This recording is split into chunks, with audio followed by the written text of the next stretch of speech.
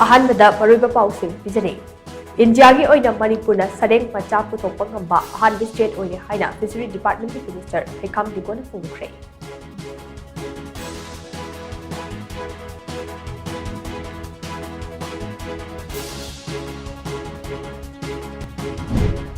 लमदम असिगी तोंगान बा lining चटलिबा फुरुकी मीसिंगा हौजिक लैरिबा demography की फिबम असिगा करी मरी लैनगिबके हाइबसे लैनबा चुंबनी हाइना मणिपुर लेंगा की health and family welfare minister doctor Sapam मिंजना फोंख्रे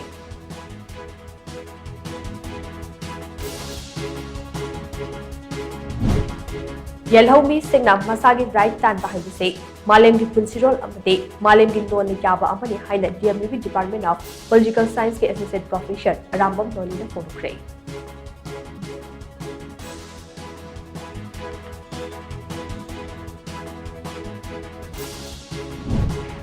हयेंग पांगथोकदौरिबा निगोल चाकौबा कंपनी लेना मणिपुरी गवर्नर लक्ष्मण प्रसाद आचार्य अमसों चीफ मिनिस्टर नोंथोबम बिरेना लेबाक मियाम दिगसो पॉजिटिवली